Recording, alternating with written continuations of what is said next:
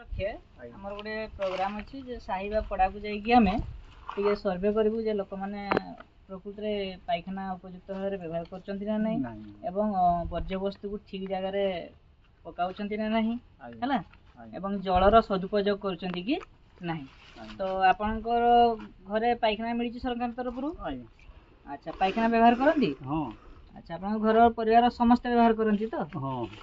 ଆଚ୍ଛା, ଆପଣଙ୍କର ଯେଉଁ ବର୍ଜ୍ୟବସ୍ତୁ ତା ପକେଇବା ପାଇଁ କ'ଣ ବ୍ୟବସ୍ଥା କରିଛନ୍ତି ଆପଣ? ପକେଇବା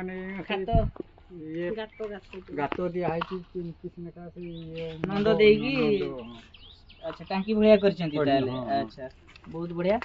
ଆଉ ତାହେଲେ ଅପରିଷ୍କାର ଏଣେତେଣେ ନ ଫୋପାଡ଼ି ମାନେ ଗୋଟିଏ ଜାଗାରେ ଖାତ କରି ରଖୁଛନ୍ତି ଏବଂ ପରବର୍ତ୍ତୀ ସମୟରେ ସେଇ ଅପରିଷ୍କାର ବର୍ଜ୍ୟବସ୍ତୁ ସାର ଆକାରରେ ମଧ୍ୟ ବ୍ୟବହାର କରାଯିବ ତ? ଆଚ୍ଛା, ଠିକ୍ ଅଛି, ଭଲ କଥା। ଆଉ ତାହେଲେ ମୁଁ ଆଉ ଗୋଟେ କଥା ଯେ ଆମର ପାଇଖାନା ଯେମିତି ଆପଣ ବ୍ୟବହାର କରୁଛନ୍ତି ଆପଣଙ୍କର ପଡ଼ୋଶୀମାନଙ୍କୁ ମଧ୍ୟ କହିବେ ସମସ୍ତେ ପାଇଖାନା ବ୍ୟବହାର କରିବେ ଏବଂ ବାହାରେ ଶୌଚ କରିବେ ନାହିଁ। ଏହା ହିଁ ଆମର ବାର୍ତ୍ତା। ଘର ଚାରିପାଖରେ ଯଦି ଧର ଖାତ ଥିବ, ପାଣି ଜମା ହଉଥିବ, ଆମେ ସେ ପାଣି ଜମା ରଖିବାନି, ମଶା ହବ ନା।